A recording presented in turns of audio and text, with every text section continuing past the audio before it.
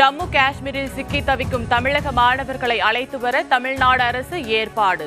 டில்லியில் உள்ள தமிழ்நாடு பவனும் நிலைமையை தீவிரமாக கண்காணித்து வருவதாக அறிவிப்பு.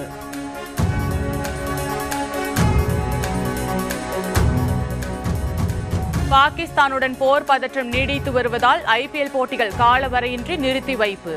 கிரிக்கெட் வீரர்கள் மற்றும் பொதுமக்கள் பாதுகாப்பை கருத்தில் கொண்டு BCCI நடவடிக்கை.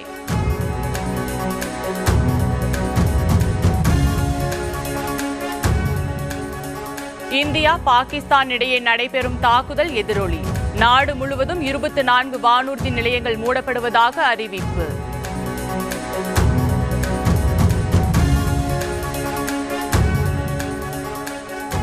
இந்தியா மீது பாகிஸ்தான் தொடுத்த தாக்குதலுக்கு மறுபடி. பாகிஸ்தானின் மிகப்பெரிய துறைமுகமான கராச்சி துறைமுகம் மீது இந்தியா ஏவுகணை தாக்குதல்.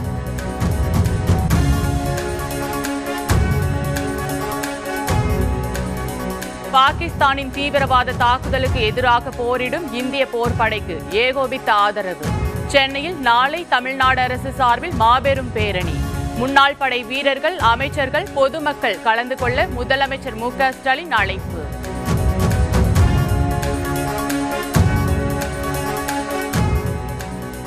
இந்தியா பாகிஸ்தான் சண்டையில் சீன நிலைப்பாட்டை ஏற்கனவே தெரிவித்துவிட்டோம். 2 நாடுகளும் அமைதி பொறுமையை கடைபிடிக்க வேண்டும். இந்தியா பாகிஸ்தான் இடையே அமைதி பேச்சுவார்த்தைக்கு ஏற்பாடு செய்வதாக சீனா அறிவிப்பு.